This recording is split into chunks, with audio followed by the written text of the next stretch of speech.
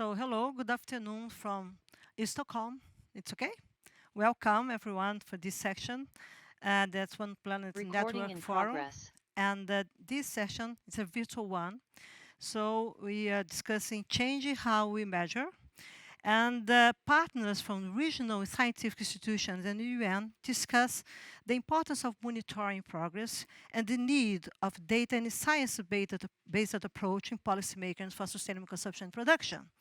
The session we announce here good news, the regional partnership between sustainable consumption and production, Africa, Asia, Pacific, and Latin America, established to support national governments and other stakeholders in the regions with contextual and target scientific evidence for decision and policymakers.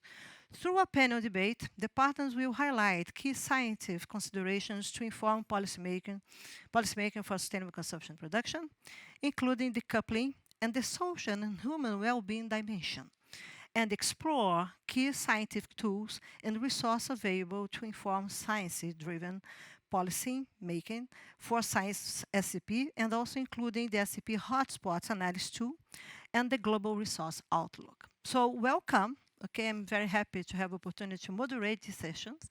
I will speak some introductory remarks and also this to highlight the importance of science monitoring and measuring progress for sustainable consumption and production. Our natural environment is changing rapidly, and so is the global political, social, and economic situation. Recent events have brought to light our vulnerabilities. This is very important. It's a key word. Be vulnerable, or vulnerability and risks is something that will be our reality. For example, the COVID-19 pandemic has put us before the same risks across the world. The war in Ukraine is also having worldwide consequences in terms of food supply and other risks, including climate and nature. Many countries are trying to reduce their dependencies on global supply chains. In addition, the consequences of climate change, pollution, and biodiversity loss are clearly visible. There are no longer problems for the future. They are here. So societies are preoccupied with energy security, water security, food security, climate resilience. All decisions are rooted in economic progresses, and in turn, they impact human health and socioeconomic opportunities. It's true. But what is connecting the dots? And this is some points that's very important to be observed. We are here to discuss natural resources. These are the bridge that we need to understand better how we go into the local realities, national realities with global co-benefits. And we are looking for to address new concrete solutions, and for this we need science and this knowledge and this measurement. According to the International Resource Panel, I'm very proud to be its co-chair, the use of natural resources drives 50% of climate change impacts and 9% of biodiversity loss and also water stress. So we need to talk about resource security, okay? And security to access the benefits of resource use. The asymmetry in access to natural resources strengthens social inequalities. Inequalities across countries within countries. Inequality only accentuates our problems even more. The transitions toward a sustainable world must be a just transition that benefits everyone. A just transition is one that also builds resilience of societies. So in this context, it's very important to observe that we cannot continue to apply the solutions of the past. And this is very important to be observed. We need to think and to act in a new way because the future is already here. Managing natural resources is as important as managing carbon. Managing natural resources is a concrete effort to tackle climate change, pollution, and biodiversity loss. Let me give you one example. In my country, Brazil, that everyone knows, the cattle sector is a major driver of deforestation. Yes, it's one of them. Okay? The vast majority of Brazilians are against deforestation. It's also true. At the same time, the 75% of Brazilian beef production is consumed domestically. So the big challenges is not only international ones. The big challenge is also national realities. How we can come to bring solutions and make sure that the Brazilians that love barbecue, for example, we have also beer and football and soccer to have without deforestation. This is really a big message and really something very important to be observed when you go into the reality and to have traceability and consider that in Amazon region where we have deforestation, legal deforestation, we have less than 40% of the beef production in Brazil. So it's very important to understand the reality. It's very important to know more how you can connect these things. So we need to apply new organizational practices and new technology to change and connect production and consumption in a strategic way in order to ensure security to access the benefits of resource use for everyone, stop degradation of degradation. Degradation is the first step because you have fragmented ecosystems. It's very important when you go into ecological functions, for example, ecological service. Okay, so we stop degradation of natural environment on which we all depend. And when the natural environment is already damaged, we need to enable people to manage the consequences of such degradation. Be practical. Natural resource management is a concrete way to build resilience and create better opportunities for everyone. Science clearly shows that these are global problems that require global solutions. In that sense, knowledge in science can be an enabler for multilateralism. So it's not scientific knowledge, it's also the traditional ones. Okay? When I talk about knowledge, I mean modern science as well as traditional, indigenous knowledge on sustainable management of natural resources. By using all forms of knowledge, we can find a way to grow with nature. So with this panel, we formally announce the regional scientific partners of sustainable consumption and production in Africa, Asia Pacific, and Latin America. This innovative partnership is a commitment to enable science-driven approach for effective and impactful sustainable consumption and production interventions. Through the partnership, leading scientific institutions will support national governments and other stakeholders in the region, with contextual and targeted scientific evidence for decision and policymakers.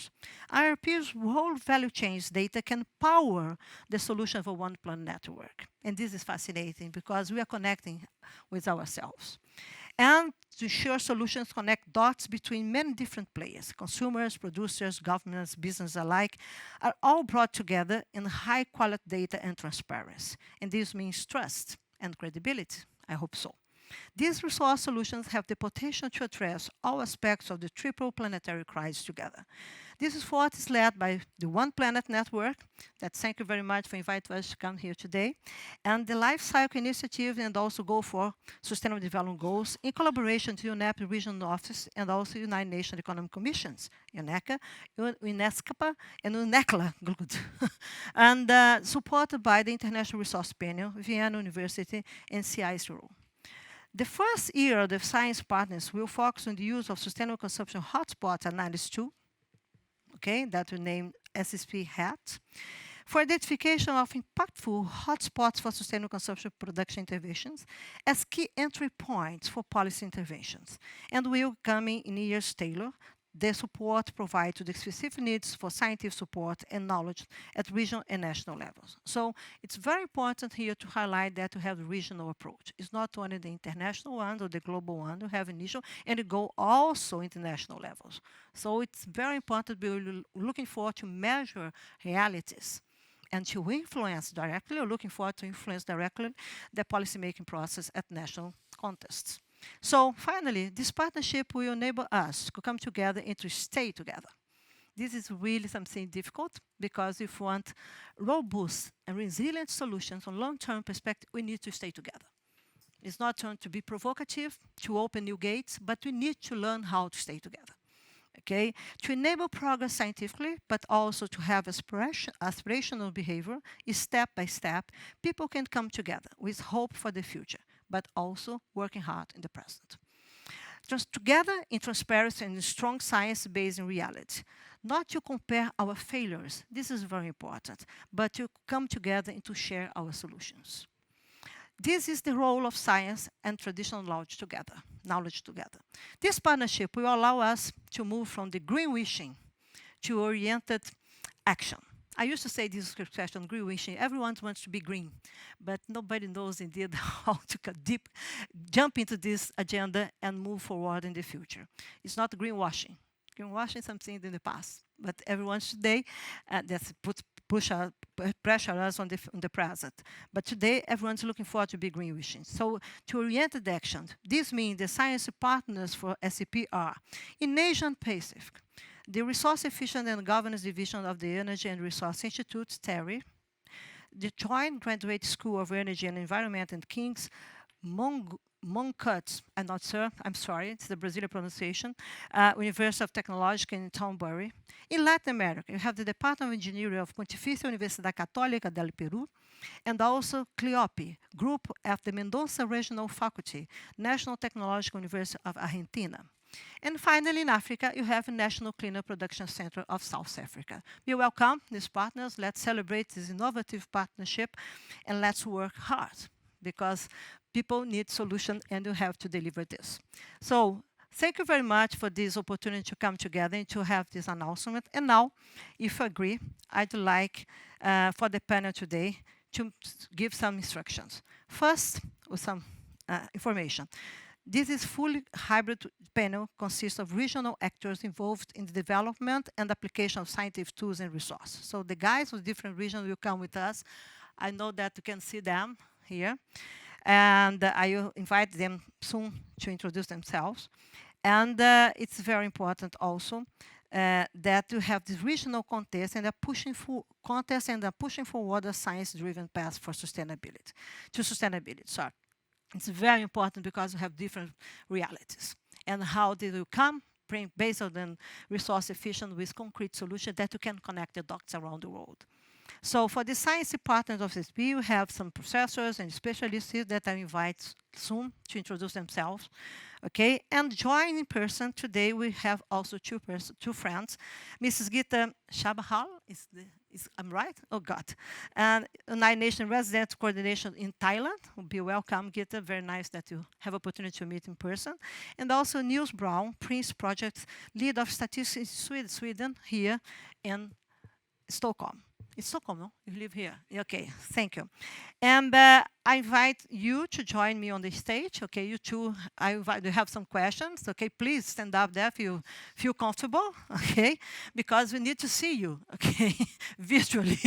This is something absolutely unusual for me. Okay, but this is the new times. Let's believe that. Be welcome. Okay, my friends.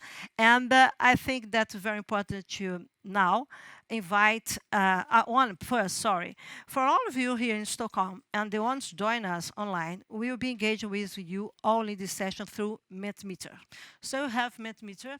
It's easy. You pull a few points on free meetings throughout the session in the discussion today. So please do engage with the question and provide your insights. You can connect there. You can you have www.met.com and you have this code. Please click there, connect there, answer everything, question everything, because you're taking notes. Okay, and it's very important for us to learn with your vision, your experience, your question for the next steps. Okay, so again, thank you very much for coming, and I would like to invite the panelists to introduce themselves. Please, the virtual players, the virtual planners. I'd like to invite Professor Sovik to introduce you. Cloud, is it possible? Oh, hello. Hello, Professor. Can you hear me? Yeah. Am I audible? Can you hear? Can you hear us, please? Yes. Could you please introduce yourself? Yeah. So there is a feedback. I think it's coming from your end.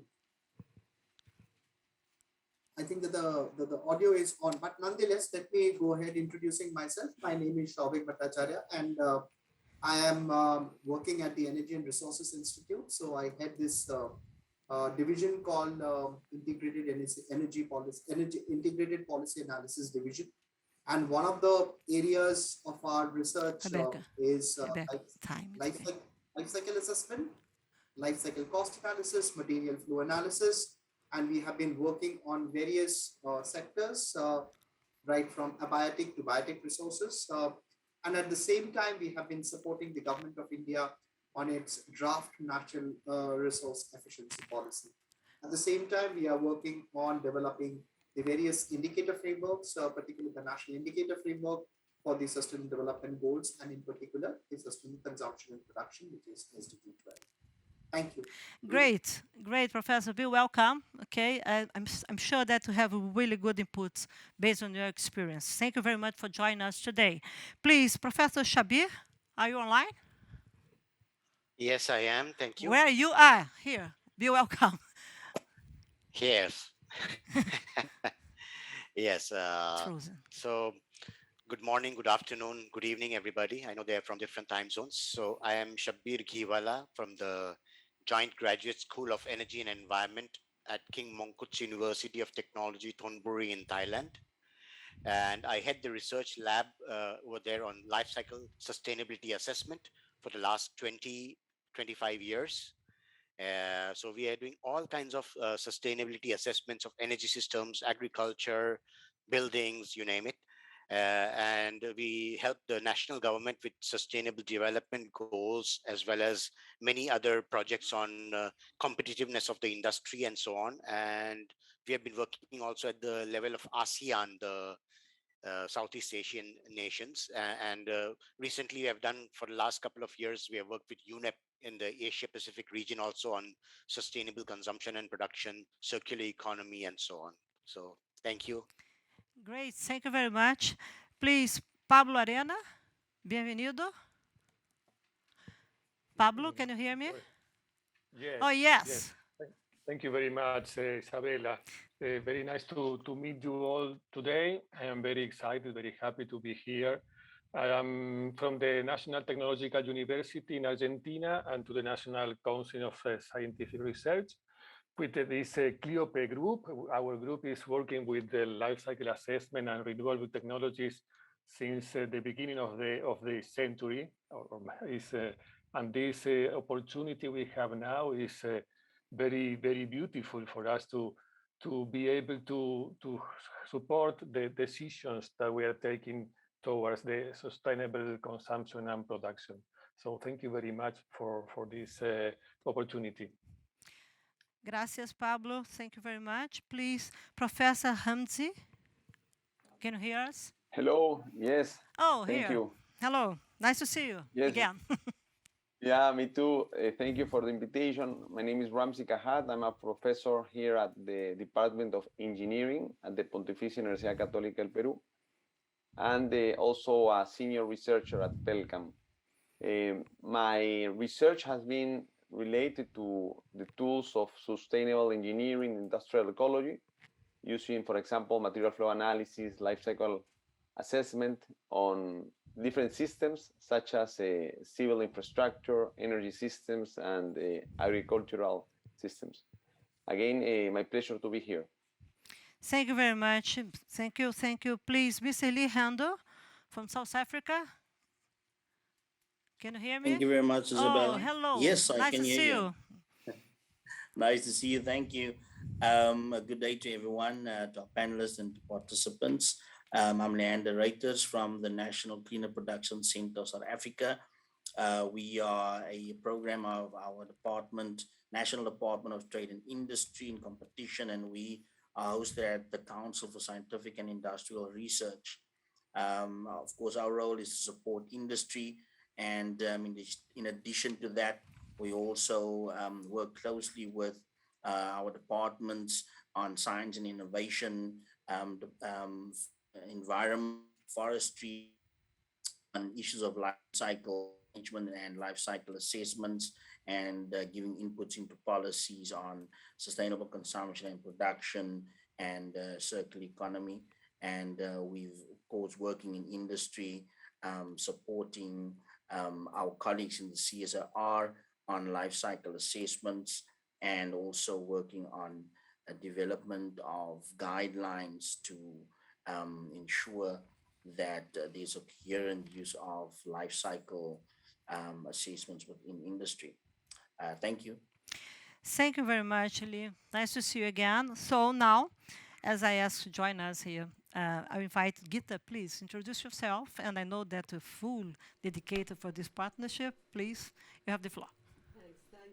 Thanks, Izabella. I'm Gita. I'm the UN Resident Coordinator. I know.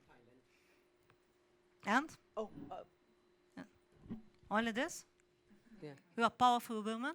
Yeah. I think so. Yeah, Okay, very nice. And a good friend. Okay, please now invite Niels Brown. Please, from here, thank you very much for your society hosting us in this amazing country. And it's amazing city also. It's very nice to be here, and it's very nice to be able to connect with everybody that's online and to meet all of you nice people. I am an analyst. That's the Group for Environmental Accounts at Statistics Sweden. Most recently, I finished an extension project to a large research project that we've carried out called PRINCE. It's called Policy Relevant Indicators for National Consumption and Environment. And what was done in the whole project, which started in 2015, was we developed new indicators to be able to look at the environmental impacts arising from Swedish consumption, both inside Swedish consumption from products that are produced in Sweden and the products that Sweden imports.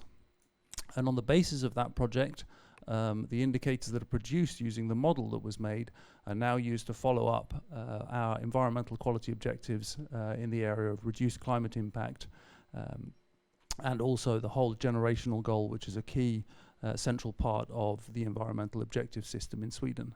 We also use the indicators that we've developed from a consumption perspective to follow Agenda 2030 national follow-up.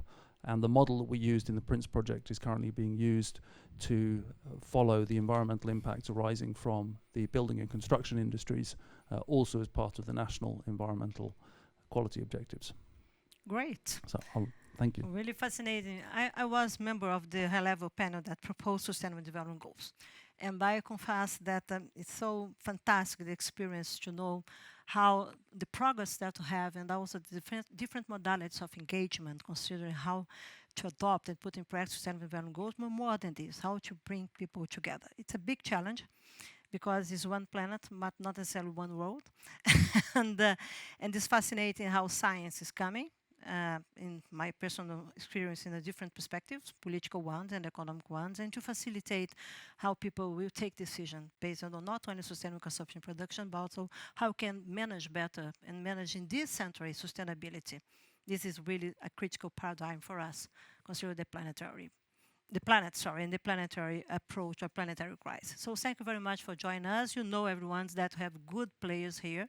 The panelists discuss with us based on experience. So it's something very concrete. It's not something that we dream, okay? You need to face the realities. And this is very important because science is really powerful because you need to face the realities. This is very important. But the other side, you need to connect scientific knowledge with policymakers and also with business leaders, etc., and to convince people that we're in the right direction. Probably in slow pace, but we are in the right direction. So it's very important to be observed. And I would like to remember again that don't forget that to have Mentimeter, okay? Go there, okay, and say that I'm the best, please, okay? But let's go. I'll try to explain here the dynamics. You have 3 questions. It's a round table. It's a informal conversation, okay? And you have 3 different questions. So I invite 2 panelists, the first question on 3. And of course, the other ones, please feel comfortable to add 1 or 2 comments for each question if you want to do this. And I have one difficult, hard task here, to manage time. So it's something, this is a resource that no efficient use, I confess. But I think that we'll do our best together. We have the audience here.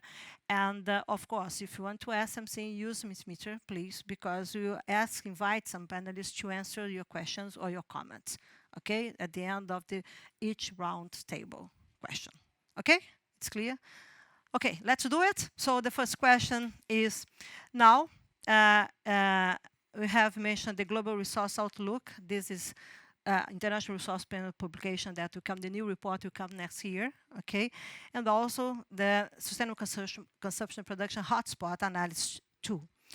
In your view, what are some key scientific resources, tools, and information that should drive, this is very important, should drive policymaking and interventions in the shift of sustainable consumption and production, resource efficient, circular economy?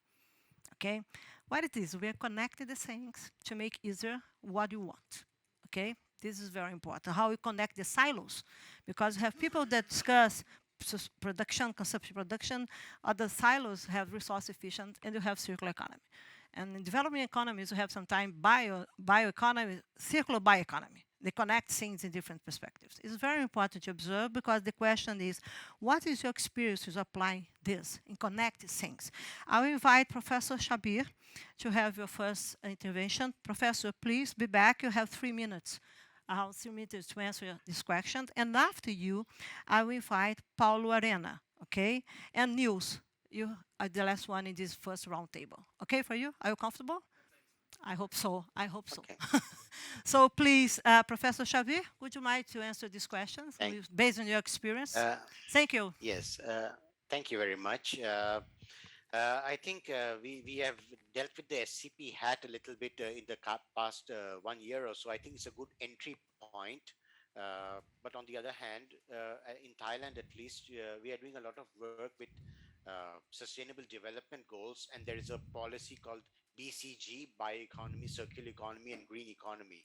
And in that, we have tools such as sustainable public procurement, which are kind of driving forth this so-called sustainable production and sustainable consumption. And we have a lot of efforts towards eco-labeling, because this somehow has been very interesting for the industry. So we have been talking about life cycle assessment for the last 25 years, but industry finds it very, very difficult to deal with that because of the data requirements and confidentiality, etc. And so even though the government would wish to support them, the thing does not move forward. However, since 2007, for example, we started to build the national database, the inventory, lifecycle inventory database, and that has helped a lot. And then combined with these eco labels, such as the carbon footprint label or carbon footprint reduction label. So this thing has been very, very important for us and a good experience. And as I mentioned before, sustainable public procurement, or we call it green public procurement, actually. And that has been a very good driving force. And in Thailand, a lot of things have been top down. So yes, so the government policies are very important, because industry often are kind of, okay, they do follow international trends, so that kind of pull is also there. However, when the government supports them via pilot projects and so on, so that really moves the things a lot forward. So in fact, we have been doing quite well, I would say, in the region, and kind of been almost, I can say, leaders in the region for things such as resource efficiency and sustainable consumption and production.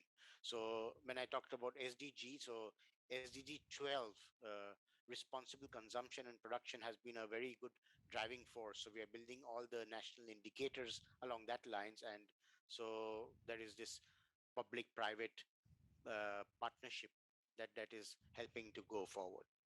So that's what I would like to say in the initial. Thank you very much, Professor Xavier. Please, Professor Ariana, would you like to add some comments, please?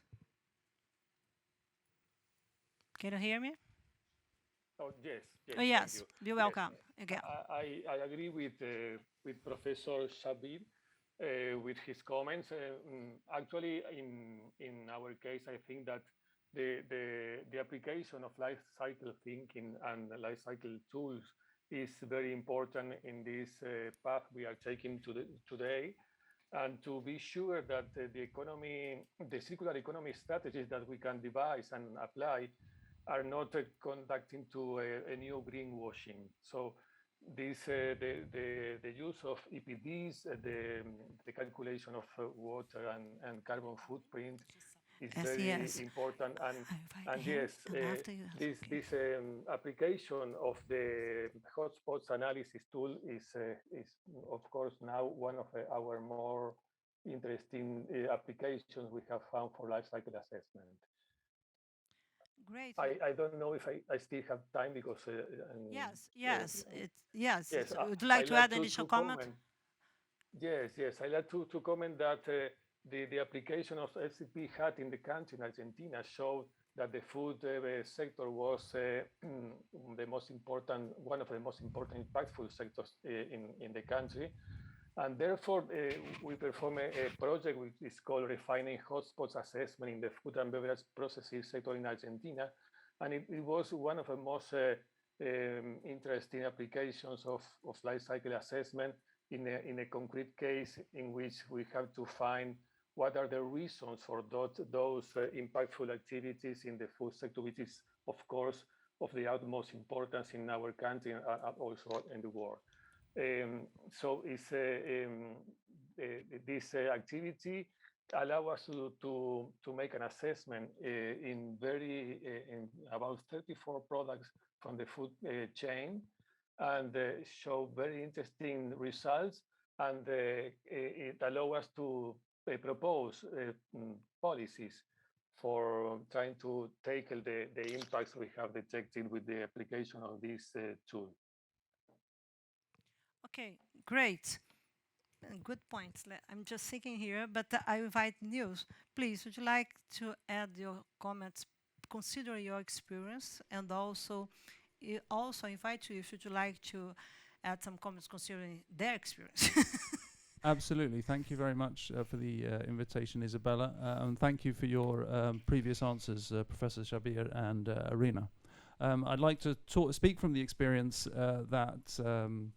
that I and colleagues have had at Statistics Sweden with producing what we call the PRINCE model, which is the model that we use to assess environmental impacts arising from consumption in Sweden.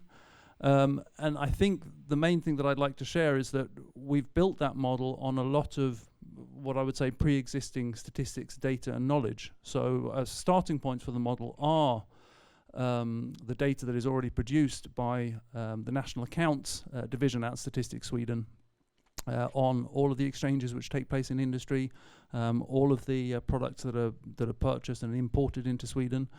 We start there. We also start with largely environmental impacts, which are also produced in-house at Statistics Sweden and are part of the, from a climate change perspective, it's part of the data that is reported to the UNFCCC.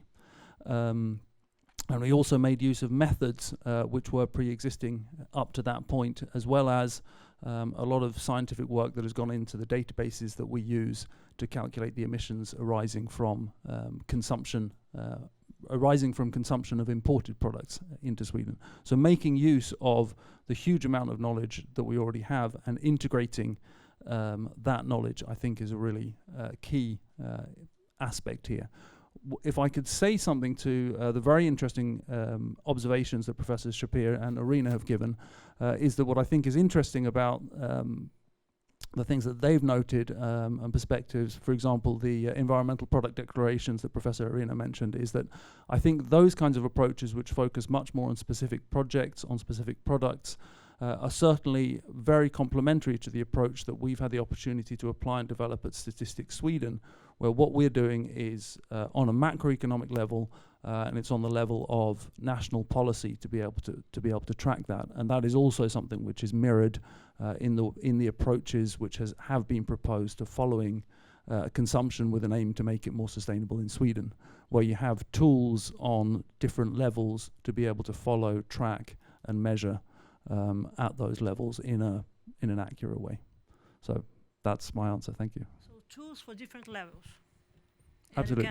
And then about the governance of this. The governance, how indeed do you put things together when you go to the national level or the regional level, consider European countries, for example. Your experience make this, because this is very important when you go into beyond GDP accountability, and you are looking for to address not only the environmental externalities, but also how we measure things in concrete way to be fair. Okay, and it's very interesting how these tools will facilitate or not when we're discussing data and also accountability, innovative accountability about impacts and also measure of development, how we can coordinate the different levels to understand better that you can have some indicators or even index that will facilitate us to understand as consumers the right direction to take decisions. Because at least it's not only for the policymakers, consumers, we as citizens, we need to understand how we impact things and how our choice will influence the new directions that we're looking for. And this is very interesting because my feeling is that this is a big challenge. We are able to decouple, but we should be able to put things together again to make sure that we can come as consider national realities and also the regional diversity that the political and economic ones that we have around the world, how indeed you come together to make sure that you upscale our actions, and this is how science will influence, or looking forward to influence good decision, to bad decision, and fair decision. This is something very important to be observed. That's why I ask you to comment the experience, okay, to connect your reality with, for example, in Peru and Argentina, and also in Asia, in Thailand. But I'd like to invite Gita, if you'd like to add some comments concerning this first question, please. Very quickly. Please. Very quickly, Izabella. Thank you, Neil. I want to come in. I want to start by saying that I'm not a subject specialist. I'm not a scientist like the other panelists here. I'm going to come at it from a country level perspective. As a resident coordinator, what I bring to bear is basically the ability to leverage the UN country team in supporting SCP, right, the SDG 12, and also using our convening power, UN's convening power and technical expertise to advance this agenda. Now, for us, our key tool is the UN Cooperation Framework, which sets out our 5-year vision of partnership with government, private sector, and civil society. The cooperation framework, which was endorsed by Cabinet a couple of months back, prioritizes inclusive and sustainable economy, which builds off the National Development Plan, which, as Professor Shabir mentioned, is based on a biocircular transition model, the BCG model. Now, having said this, there are 3 areas, and again, from a country perspective, there are 3 areas where science and technology needs to be brought to bear. The first is, as we all know, focusing on data, right? In the context of Thailand, we have data for only 46% of the indicators for SDG 12, which presents only a partial picture of progress, right? So as the UN agencies are currently working with the government to use satellite technology, GIS mapping, big data to fill this data gap for the SDG agenda, but more particularly for SCP, for SDG 12. And this comes up largely in the context of food losses and sustainable agriculture. And I know OPN is also working on this. Just this morning, I got to hear of this, right? Which is interesting. The second area that comes up as a priority, again, from a country perspective, is waste management, right? Local governments and municipalities are demanding technology-based innovative solutions to manage waste. And this becomes a priority because currently 4/5 of the waste is going to landfills and dump sites. And these are coming close to saturation. And they are actually demanding innovative solutions to recycle and recover waste, right? UNEP, we've got UNEP, UN Habitat, and UNIDO that are working on this agenda. And they are undertaking waste management assessments and trying to see how we can pull the private sector into these waste assessments to enhance recycling and recovering. And the third area that I want to come in on was cleaner production and efficient cleaner and efficient production processes, specifically related to polluting industries. This is where the UN is providing clean technologies, best available clean technologies for the steel and the aluminum sector. Takes the form of regenerative furnaces, scrap processing smelters, carbon-absorbing solvents, and others. And what we are noticing is the industry is picking this up. So 70% of the steel industry has picked up these technologies at their own cost. 70% at their own cost. And similarly with the aluminum industry, about half of the aluminum industry is picking this up. Now, the key point here is the scalability that happens, which has to be led by private sector itself. Yes. Right? That is where the scalability comes in. And we play to our comparative advantage of bringing the best of science and technology to bear to some of these challenges. Right? So I'm going to pause here. I wanted to just make sure I complemented to what Professor Shabir has mentioned, because he was also speaking from a Thailand context. Thank you. Excellent. I think it's excellent. I only have one doubt that it's about the pace when you come. If it's slow pace, it's a fast pace, because when you come to bring together private sector is a key player. We need to understand the diversity of realities and how these realities impose, also consider risks and vulnerabilities for private sector, the dynamics, and also how fast or not this transformation that we need should be put in practice. You know that to have different layers, but I think that's also something very important for us, as you explained, because you have a common interest.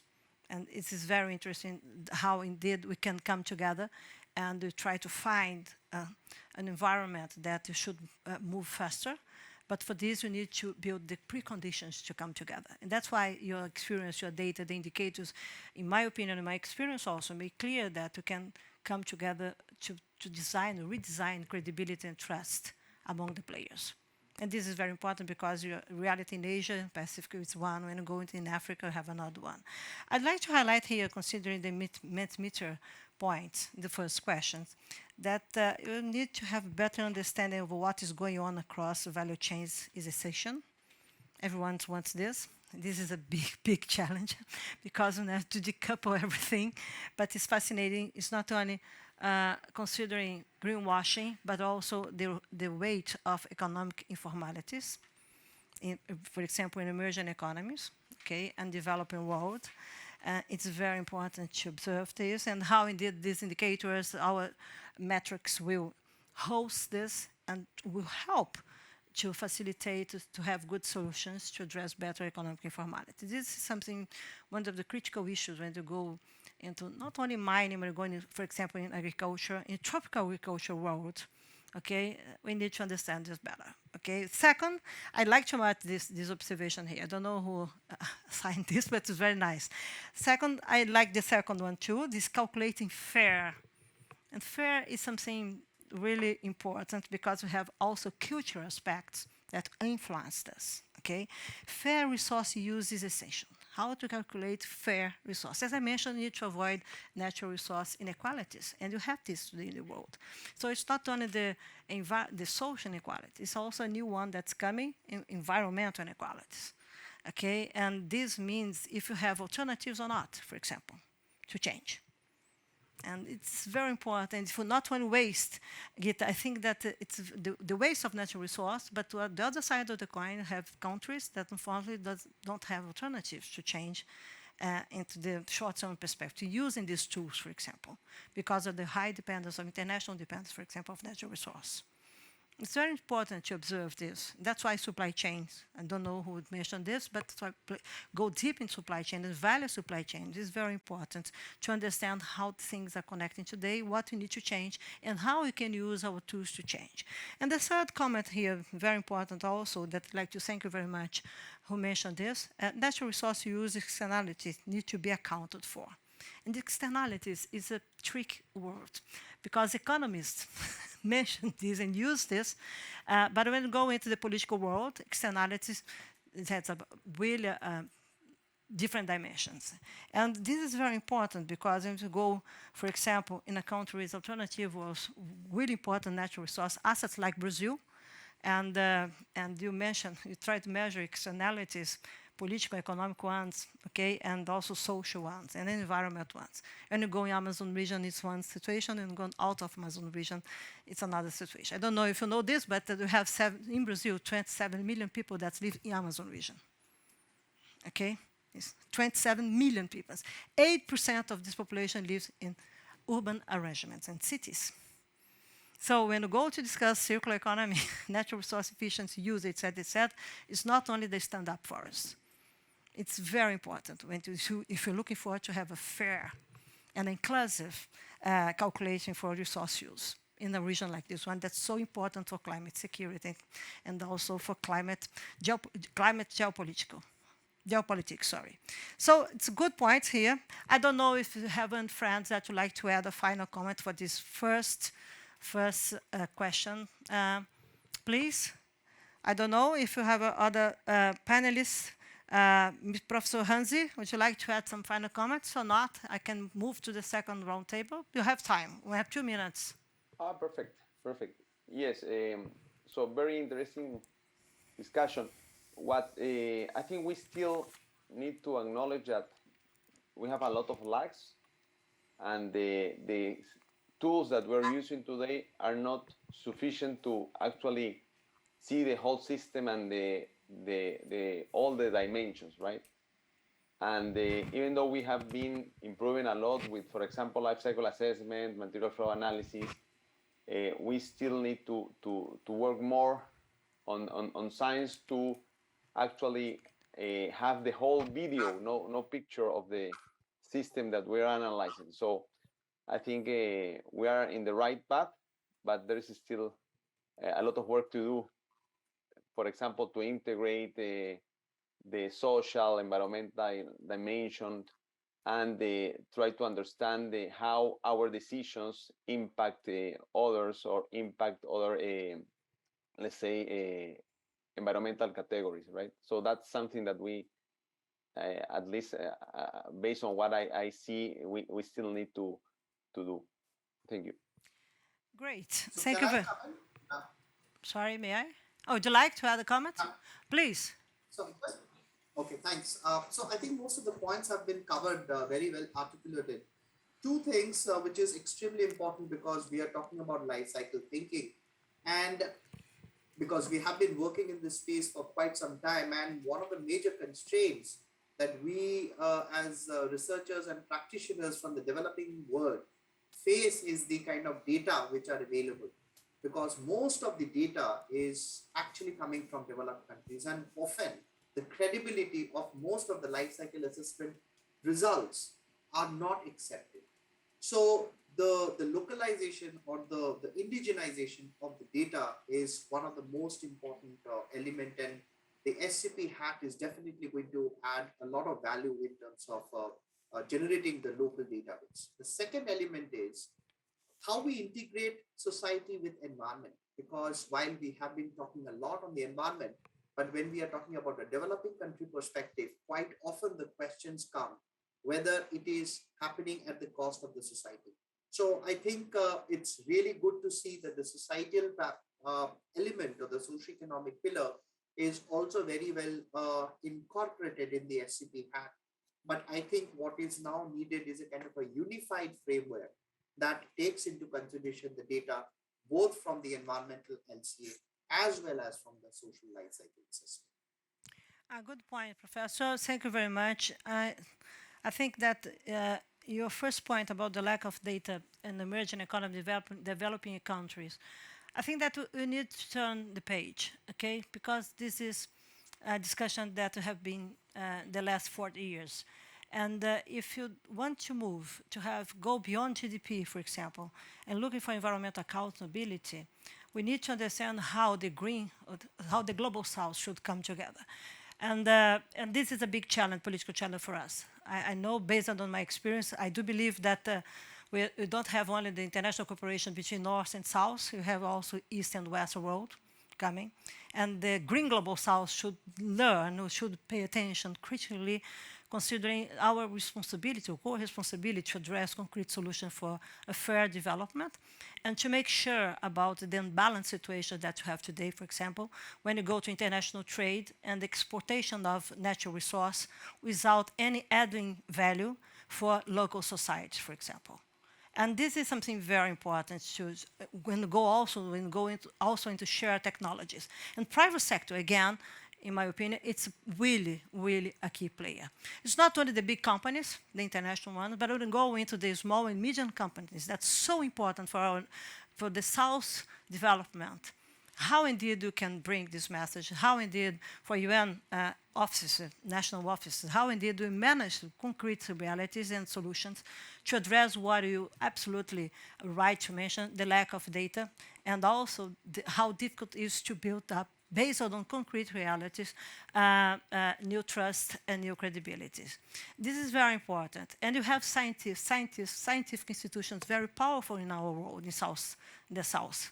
And I think that we need to understand better how this agenda news will provoke innovative ways to come together, consider scientific institutions like yours, okay, these economic ones, statistical ones, with another ones in the global south, in the green global south, to make sure that we are discussing the same thing. and considering our national reality. So thank you very much for your additional point, Professor. And I think that we should learn to come together. This is really a huge task based on my experience, but we agree, but not necessarily put in practice in the same pace. Thank you. So let's go to the, it's okay? And the audience here, would like to add some comments? We have 1 minute. Would you like? Madam, would you like to add some comments? No? You? Yeah, lady. Yes, please. Please, would you mind you use the mic?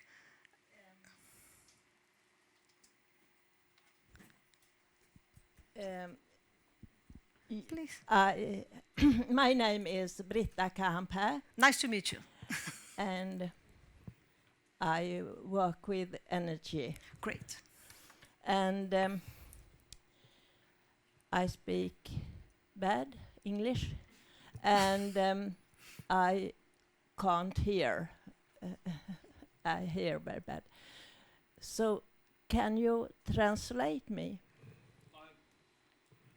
Yes, if you speak Swedish, I will be able to speak. I will try to speak English. Thank you. Jag vet inte om det är rätt forum det här för energi. Okay. Men min fråga är ju att Sverige använder 4 jordklot. Yep. Och vi måste ta bort 3/4. Mm. So the question: Sweden currently uses 4 planets in terms of its consumption, and 3/4 of that needs to be removed. Och solen, skogen, människorna, djuren, jordbruk, vattenkraft, solkraft. Allt tillhör det naturliga kretsloppet och ökar inte värmen eller växthusgaserna på jordklotet. So the sun, hydropower and others doesn't increase the temperature of the planet. Problemet är att förut fanns inte uran, olja eller kol. And previously, uranium, fossil oil, fossil coal was not used. När vi nu tar upp kol, olja och uran ur underjorden och sätter det på jordklotet, bränner av det, så får vi extra värme och extra koldioxid som aldrig har funnits här förut. So when fossil oil and fossil coal is extracted from the ground and combusted and released into the atmosphere, then more carbon dioxide comes into the atmosphere and causes warming, and it was never there before. Problemet är att vi har nu mycket växthusgaser i himlen. Och detta är konstant eller ökar i 100 år. And the concentration of greenhouse gases in the atmosphere is increasing over the past 100 years. Och nu är det svårt för värme. All energi blir till värme. Och nu är det svårt för denna energi att komma upp i rymden på grund av växthustaket. It's problematic for long wave infrared radiation to get out into the atmosphere. Så all den värme, extra värme från uran, kol, olja och även från solen som vattenkraft och solenergi har svårt att tränga upp tillräckligt snabbt upp i rymden. The heat from coal power, etc., is has problems to get out into space. I have to Därför måste vi minska energin med 3/4 i Sverige. För all energi blir till värme. Och vi har redan taket här ovanför oss. Så, har du en fråga? Ja, hur ska vi kunna minska all konsumtion? Använder ju sig av energi. Och vi måste minska konsumtionen för att minska energin. Och hur ska vi kunna förmå svenskarna att minska sin energi med 3/4 och inte tro att man kan göra en massa batterier? So the question is how can Swedes reduce their energy demand by 3/4 in light of the fact that so much consumption requires so much energy? Okay, thank you very much. I have to manage the time. I will ask you to answer this question at the end of the panel. It's okay because you're from Sweden. Yeah, that's fine. Yeah. Okay. Jag kan ta svaret efter I give time to think about the answer. Thank you, everybody. Yeah. Okay, thank you very much, Madam, for your question. And now let's go to the second round table of consider the second questions. Let's move to the next question. The question is to have, please, here, take a needs-based approach is key in sharing, contextualizing, target support, and the use of scientific information and tools, as you mentioned here before. What are some of the key areas / sectors where capacity development in the use of scientific knowledge and tools are most urgently needed and or directly requested by national stakeholders to address sustainable consumption productions from the perspectives of your respective regions and countries? So now we'll go into the realities, okay, and consider the expertise and indeed what we'd like to influence.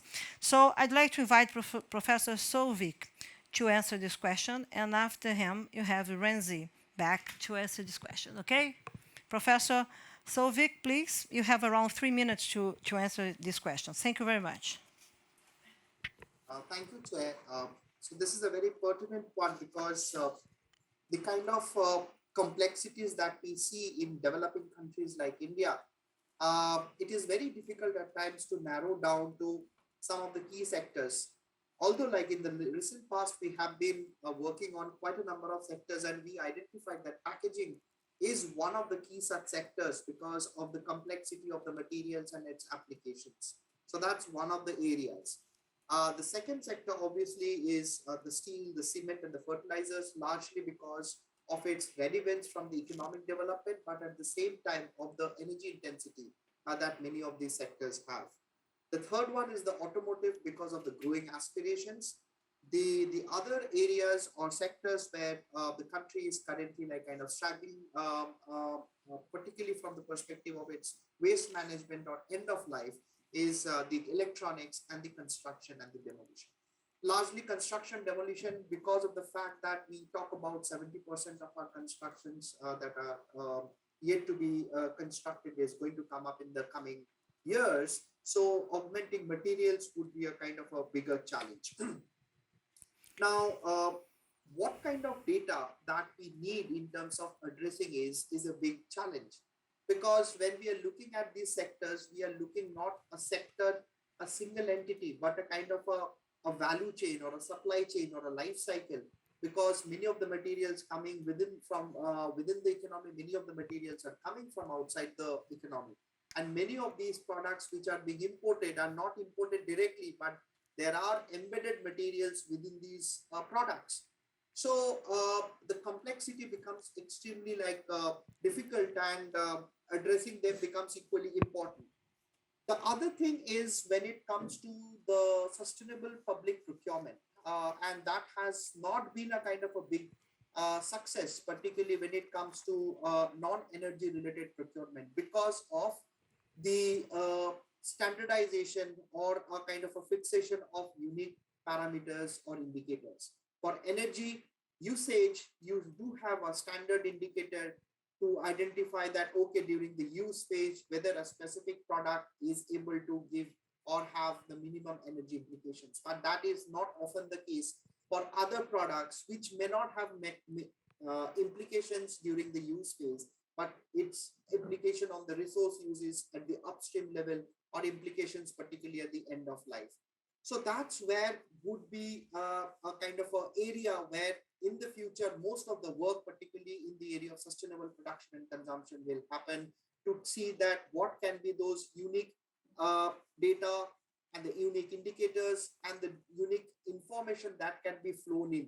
We do have very good examples of public or the government coming up with some kind of a platform that has all the data and takes a decision in terms of the information being generated, the information being fed by the manufacturers or the suppliers. So I think that is the need of the hour, because Gita was referring to about the scalability. The scalability comes when there is a demand, and that demand can be generated only when there is a kind of a major consumer coming in and creating that demand. And who can be a better player than the government? So from that perspective, I think those two elements, it's extremely important. So for the selection of the sectors, the requirement of the data, and how that data is going to at least drive the sustainable public procurement, which will have a kind of a scale effect and further reinforce and promote sustainability across various sectors in the economy. So let me stop here. Thank you very much, Professor. I like to make that to highlight complexity. Okay, this is different dimensions of complexity, and together, of course, scales. And when you go into Menti, here you can see some comments very important to be observed. You have the traditional approach, like infrastructure, and discuss transportation, energy, etc. But you have also digital infrastructure. And this is really, really a big challenge. We are today using digital infrastructure to come together, to stay here. And also, I like to match someone mentioned system seeking. It's very interesting, and also how you come into tourism. Okay, and it's very important to look at how the consumers, the people, really understand this demand to natural resource use efficiently, but more than this, how we need data to make sure that you can have better choice considering sustainable consumption and production. And not only as consumers, but also as producers, and also part of the macroeconomy analysis and microeconomy analysis. This very regional approach is fascinating. You go to Asia, for example, and also need to go to Amazon region in Brazil. Okay? It's impressive. So thank you very much for this contribution. I'd like to, Professor Hans, be back, please, and add your comments about these key sectors or areas that, based on your experience, you should observe the importance to address. Perfect. Thank you. So clearly we have a lot of lacks in the global south, and my colleagues have done a great job mentioning these lacks. Okay. One of these lacks is the lack of data that we have, and we still need to build more on this. And also this relates to capacity building in a lot of areas, also related to what we do, the environmental assessment. But what I would like to do now is take a step back and think about why we have these lacks and what we need to do. What we see now is a vertical connection between the north and the global south, and I think we need to understand that there is a most important lack in our contrast that is related to science and technology. So my take on this question is, I think we need to emphasize science and technology. We need to emphasize research to be able to actually be in the position of having people that value scientific knowledge, have people that start reading these papers, start creating these tools, okay, instead of, let's say, using the tools that others create. And this is very important, okay? I'm very happy about the tools that we have currently have, but I think we need to understand that if we as a society don't value science and technology and don't value let's say, research and what are the results or products from research, I think we will never be in the position to actually start developing these tools and actually value these tools, because we will always think about capacity building instead of making our countries in a way be prepared for science and technology.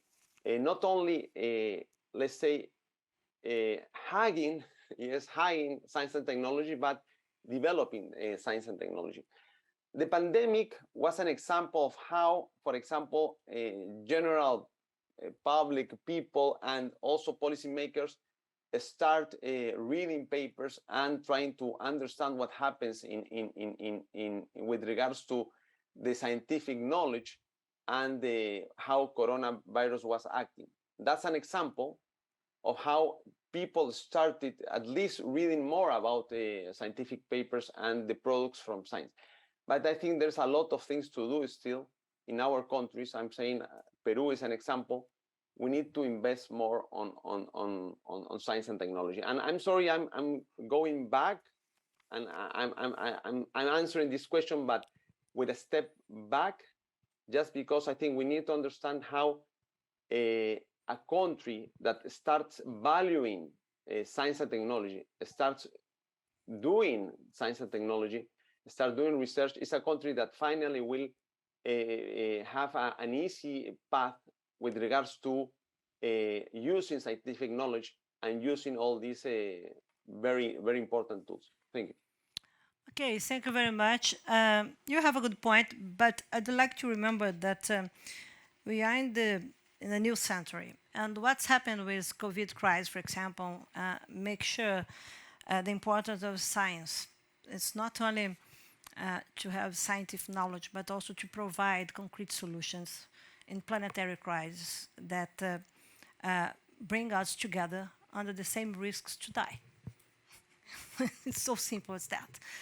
It's very important that you understand how science will come also as a political player, okay, to bring solutions or to really work hard to make sure that to be less vulnerable, considering what is coming in this planetary crisis, the triple environmental planetary crisis. And climate change, we cannot manage, we cannot control nature. And we are exactly this momentum, managing nature or impacting nature.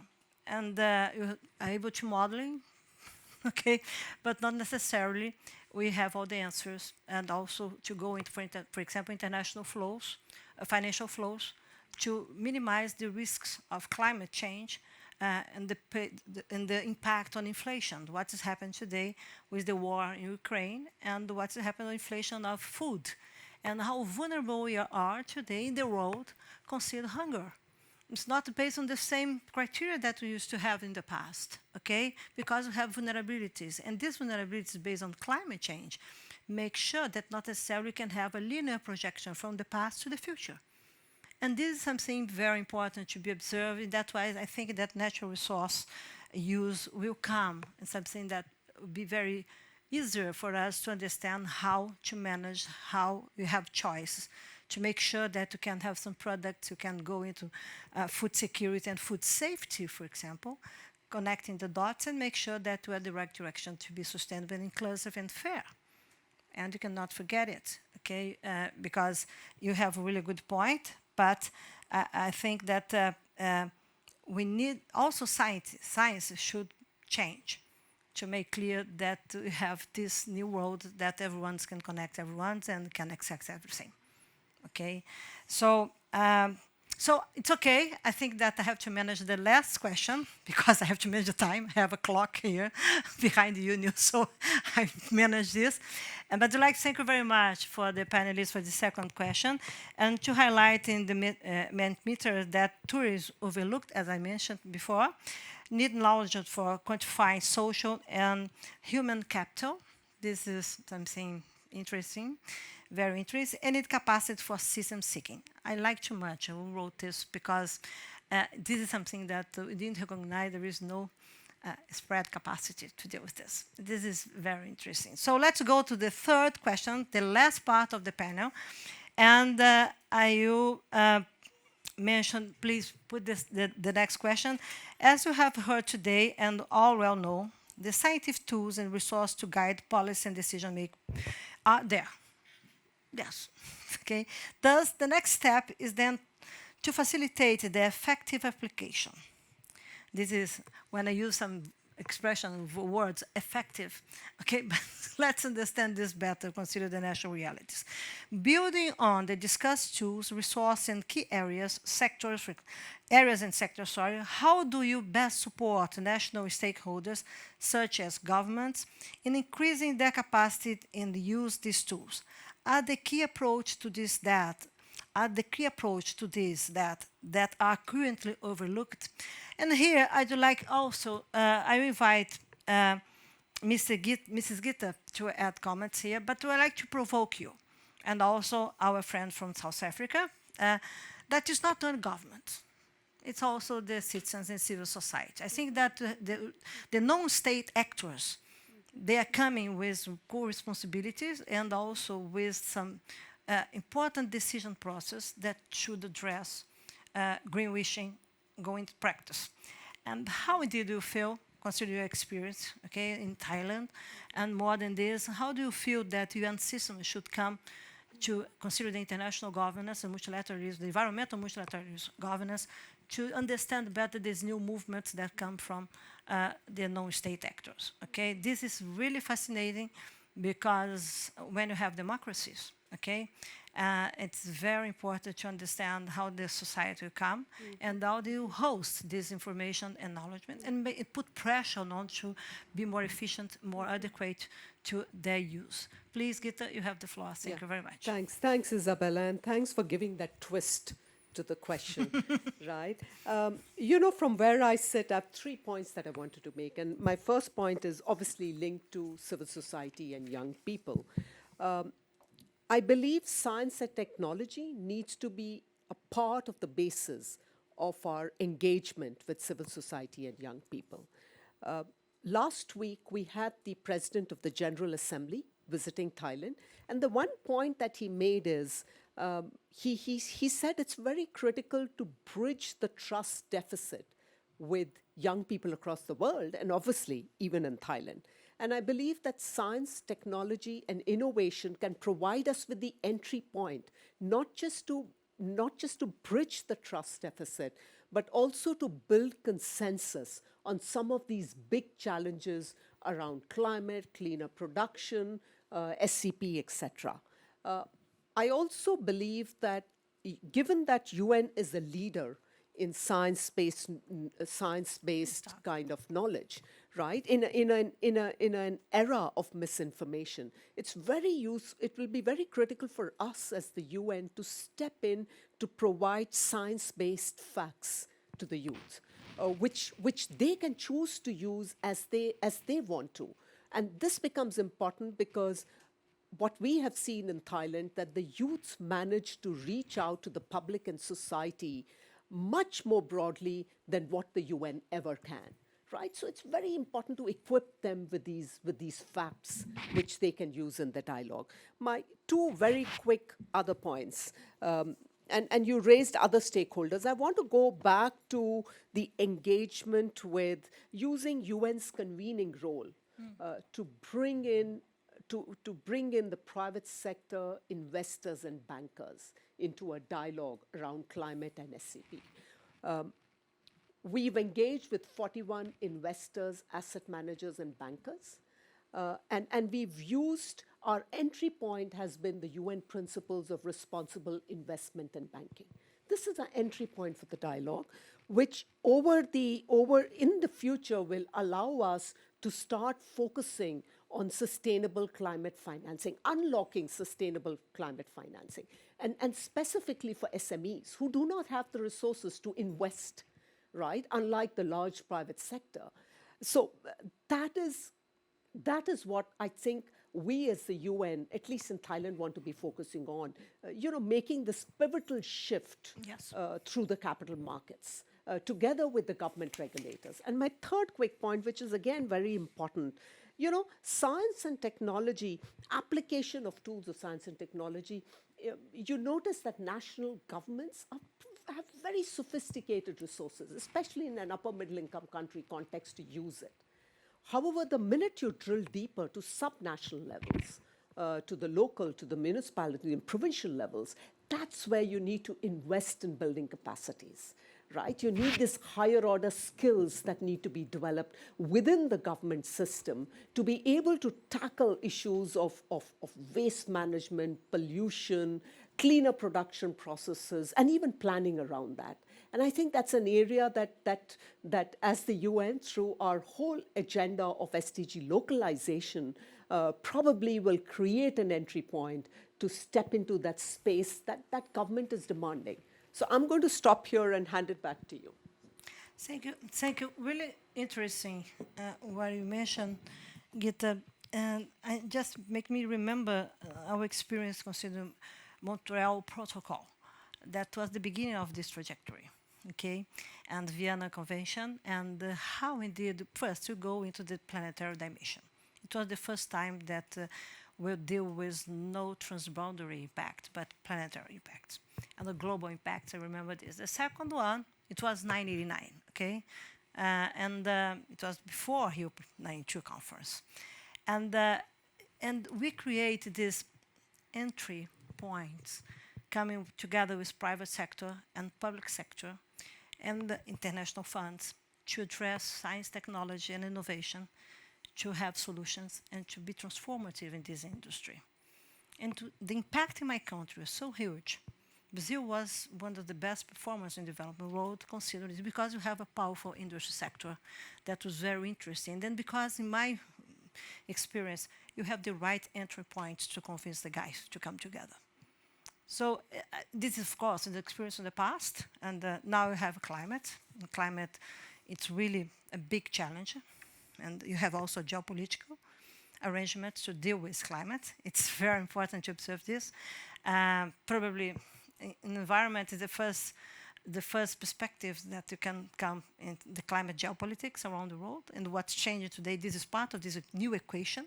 And again, I think that we need to understand how using the expert, the entry points will come, or should come, not only to consider the UN multilateralism, but also the new dynamics that is coming, consider the like-minded countries or like-minded arrangements that climate change solutions will impose.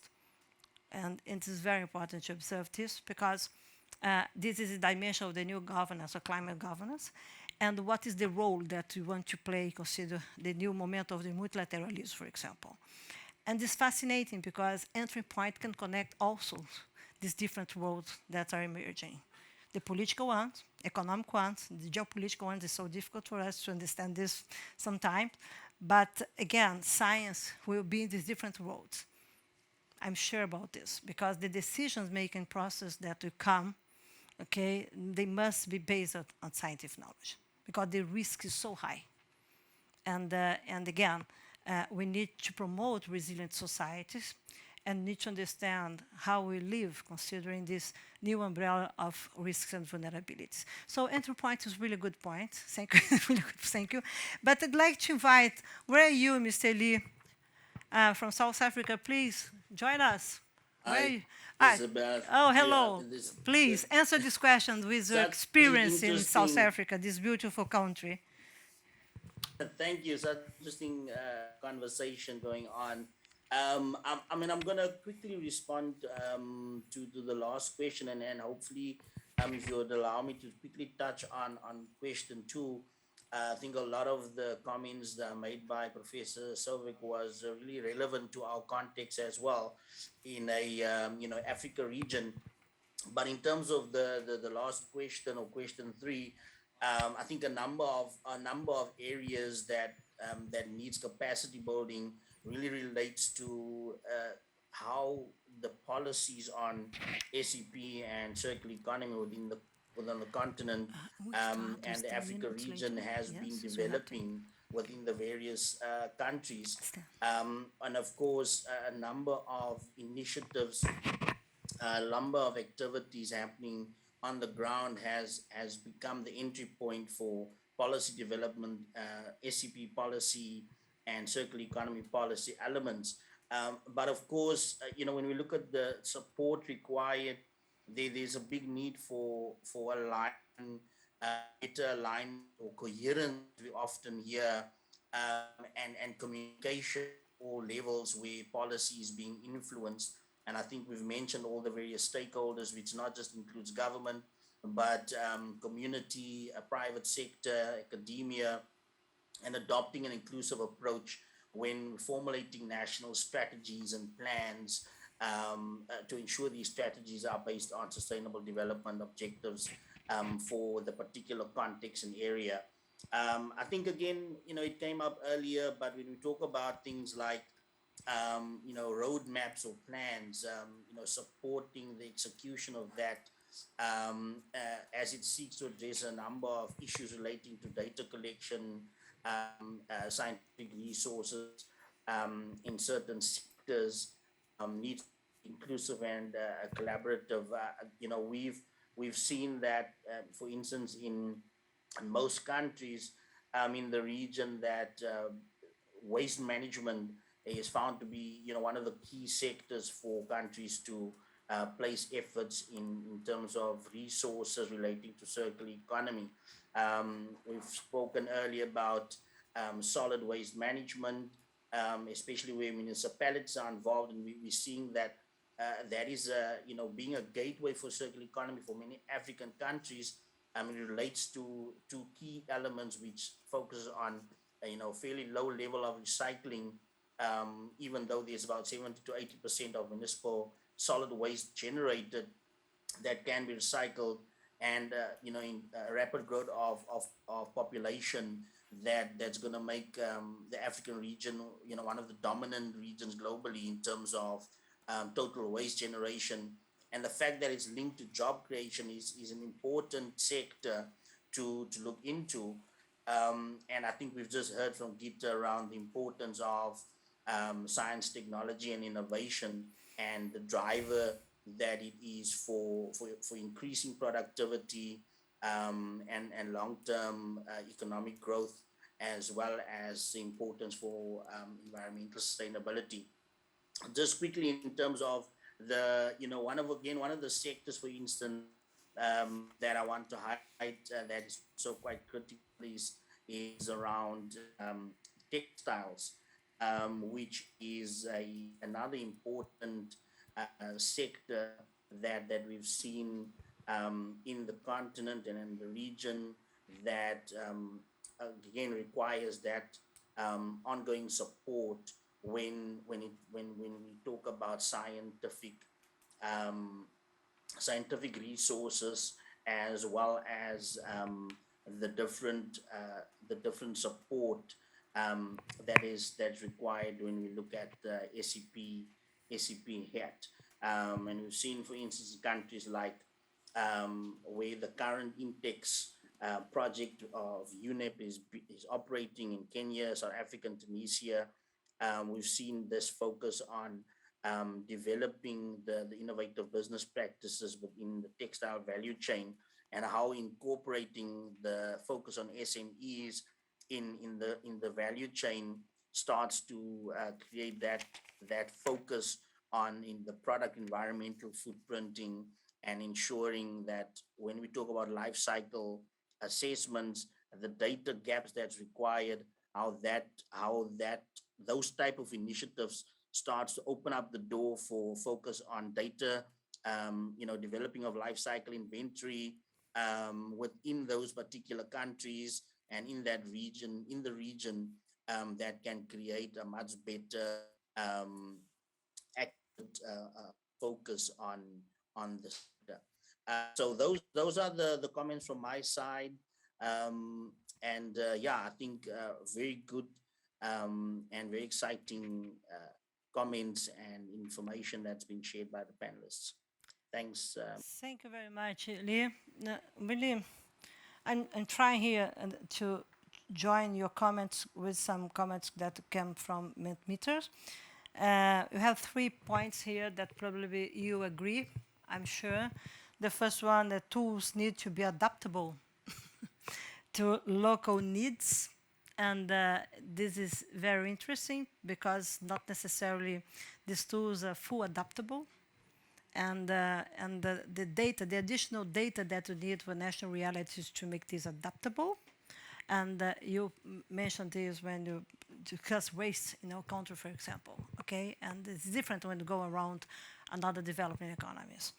But it means that you need to translate into local languages, okay? And this is a big challenge.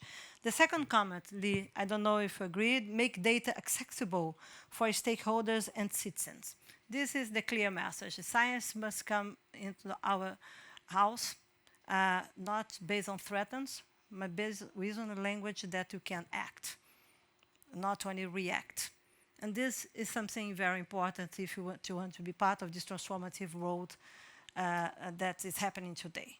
And I don't believe that we're able to change based on threats.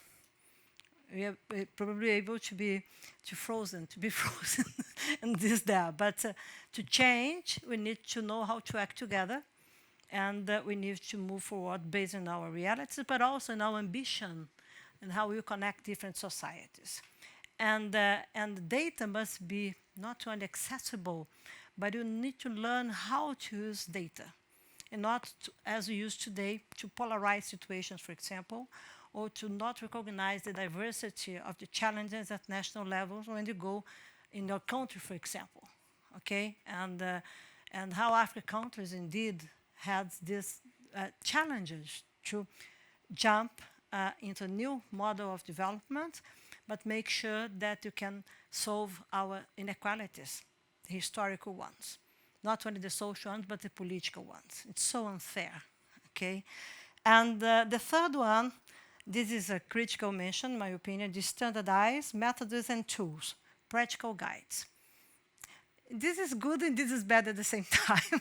But it's fascinating because our audience, indeed, they're fully engaged in this debate. Gita, you know, as I know, how difficult it is, but and also, as mentioned before, how complex this is. But it's easier if you can have some standards to try to bring people together, not necessarily to consensus, but to convergence process. And I think that we need some new political rules to allow convergence. Okay, we need to avoid this polarized situation that we have today in the world, and I'm not sure using science better. But I think that we have good points, Lee, really good points. Thank you very much. I'm going to the end of the section, but I still have 2 minutes in this roundtable. I don't know if you, Niels, would like to add some comment. No? I'm very happy to say a few words, if possible. I'm just looking around in the time that's available. I think one of the very interesting points that I think has come up from a number of speakers is this issue about data. And I fully understand the issues about lack of data. I think it's often been presented in the context of the countries where you all are. I would also like to say that we often discuss issues of lack of data here in Sweden as well. And that has been something that has been discussed very much, particularly in the PRINCE project. At the same time, I think one of the approaches that we've taken, and I mean, we're producing statistics here, and these statistics are produced according to very strict rules and laws about statistical quality. At the same time, we judge very much that the statistics that we're producing are relevant and are fit for the purpose that they should do.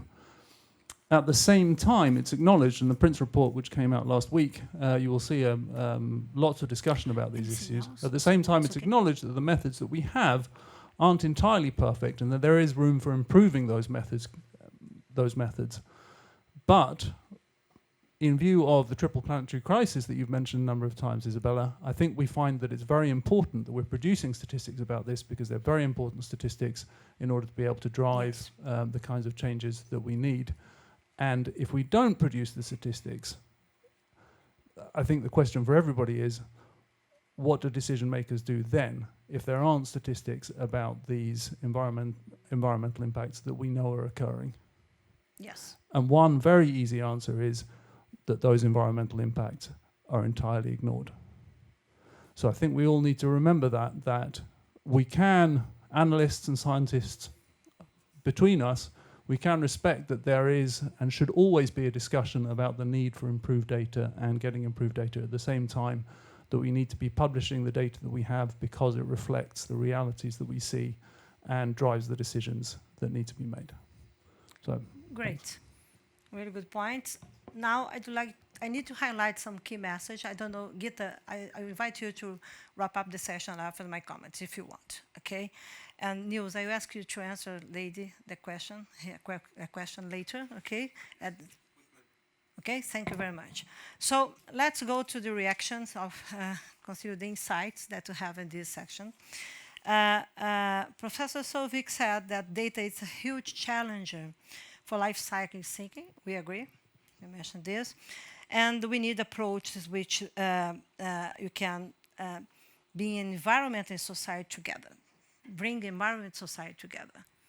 And this is, we need to understand better what it means, bring society and the environment together, but means probably, as I mentioned at the beginning, how we learn to grow with nature, not against nature.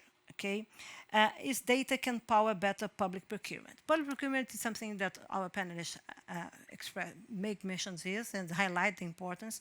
I had a good experience in my country when I was minister, and it's true. If you use this better, you could allow the private sector to flow better considering their choices. Okay, Shabir also highlight public procurement. Okay, and so important too. And consumers can make the biggest difference when enabled by governments. This is something very interesting because governments should allow people to play in innovative direction and right direction. So it's a new perspective, new responsibility, because you have public sector also as a barrier to change. Okay? That's why it's probably true, okay, considering some interests, national interests that go against that are important short-term perspectives, but not necessarily will play strategically considering long-term perspectives. Look what's happening in fossil fuels agenda, for example, and the subsidies that we have for fossil fuels industries. Sometimes $11 million per minute today in the world are paying subsidies for fossil fuels industry. Okay, and let's use this money to subsidize other initiatives. Why not? Because we have difficult and short-term perspectives. Of course, what's happening here in Europe is very clear. You classified here natural gas as renewable energy. It's true. Okay, and again, and you want to discuss hydropower generation? Come on. Okay, that's the difficulty that to have the short-term perspective when you go into developing world and the concrete reality. So it's really a good point how indeed the governments, the state, they use the arguments, but also impose the speed of the decisions and also the transparency. This is very interesting. I used to name this the difference between phasing down and phasing out when you go into climate governance, for example. So, but I like to matter, Shabir mentioned this. Pablo Arena from Argentina made clear that applying the sustainable consumption had to enable identification of specific agricultural solutions. So you can go deep into the economic sector, identify the realities, local reality, for example, agribusiness versus small farmers, and you can address this very well, okay? And also, he made clear that allowed them to dig into reasons for impact. And this is another dimension, because you can use better this language of impact to bring people together. It's very good, really very good. And also positive impacts, not negative ones. Hamzi made clear that as society we need to value science and research. And this is something very interesting, value as a value, or value as an action. Okay, and this is really important when you go into this world today that you have pressure from the extreme right populism versus the extreme left populism. Stay between them and try to survive. It's really a huge task when you go into scientific world, because you have people, for example, that, you know, when you go to to Paris Agreement negotiation, we have to face the climate negationism. Okay, and in Glasgow, we have to face the climate fatalism. Okay, and this is part of this political equation and how science puts aside, not part of the debate sometimes. The political world makes this sometimes unacceptable. And then what is this that's happened? In my country, you have this experience today. Please avoid this always. Okay. Second, I think that is very important that only value science and research. This will enable development of strong tools. And as you mentioned, Gitta, you make it easier. You have good entry points if you bring science together. And it's impossible. It's possible. Because it is possible to happen in pandemics, crisis, and it's absolutely critical what's happened with COVID crisis the last 2 years and the importance of science. Finally, I think that you have Lee Hendler that highlights science innovation is the crucial issue. Second, communication between policy areas to be crucial. Communication is more than the traditional way that to approach communication because you have media, social media, you have access for Google data, etc., and you need to understand the challenge to go into the real world versus the fake green world. Okay, and it's really something important. The science is very important for this. And I think, as he mentioned, waste create jobs. This is what something innovative solutions, how we can go use the science to generate jobs. Get to make clear that when it's carrying capacity, carrying power in developing innovative waste solutions, yes, she explained this very well. Bringing the private sector together, it's fascinating. We have International Resource Panel, 2 types of reports. You have the scientific one. The scientific one is the big report, but we have 2 summary. One for policymakers and another one for business leaders. We use different languages exactly to make clear that our scientific knowledge could achieve different public hearing. More than this, use better the scientific knowledge to make the transformation that we need. And it's really innovative and really fantastic experience, because for us as scientists and also policymakers, it's really a huge task to translate our outcomes, our results in concrete way that people can understand, be mobilized, and use this. Okay, cleaner and efficient process for polluters. Okay, it's clear. Polluting industry and polluters is still industry very engaged. This is really a good point that you mentioned. And science-based engagement with use. And this is something that I'd like to highlight here because young people, they are coming and they will take decision the next 10 years.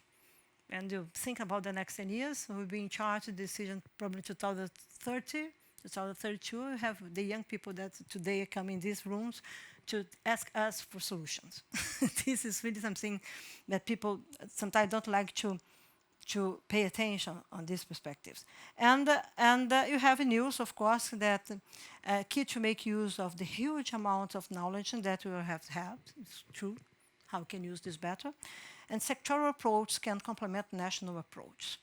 And this is good also, for example, to make clear that using NDC, the tool for climate change, to raise ambition, how we can use to improve our performance in our ambition when you connect these things. It's a really good point. And also, in Mentimeter, you have the final comments, consider data, it's need on fairness, it's true, okay? Need capacity building for system seeking. I like this too much because this is something very new, okay, to bring capacity building in this system seeking and focus more on the overlooked sectors. And I think that tourism, you have a task, okay? Use the laws of public procurement to stimulate government to fulfill their responsibilities. This is another point, and I'd like to thank you very much, the audience, everyone that came here in person, our panelists. Thank you very much for all of you, and saying that we now have this moment of politics of transition, okay? Something new is coming. But I do believe the natural resource efficiency and these tools that we have been discussing here in sustainable consumption production, this will produce new business models. This is very important. So job generation will happen based on these new realities. I hope the importance of scientific knowledge for this. And we need to reduce vulnerabilities. We need to be more efficient and more resilient and more fair. I think that is a good conclusion from here. And remember that we need to have a better regulatory arrangements to make clear that public sector should come together with private sector and also the civil society. Don't forget that the governance is not only based on the government or the state members. The new governance, the global governance, will come with the non-state actors, the private sector with responsibility, also civil society, and scientific players. The scientists, we are connecting this different world. And so I think that this is a new opportunity for us to discuss based on concrete solutions and to discussing how to act in the diversity of contexts and the environment ecosystem that we have in this planet. Finally, I don't understand here. Britta, probably you can translate me later, okay? Because unfortunately, I cannot. One key, increase the veracity. Guarantee, okay. Guarantee 2 4 years on things you buy. Oh yes, something that go against the obsoletism that we have today, consider the goods and how indeed you can use better natural resources. You need to understand that consumption must be based on the new principles and also to be development and to have an inclusive. Political inclusion means to be more responsible with nature, with other society, with ourselves. This is a good point. Thank you very much for everyone. Thank you to the panelists, congrats for your experience, okay? Thank you for One Planet and International Resource Panel Partnership. And let's do it.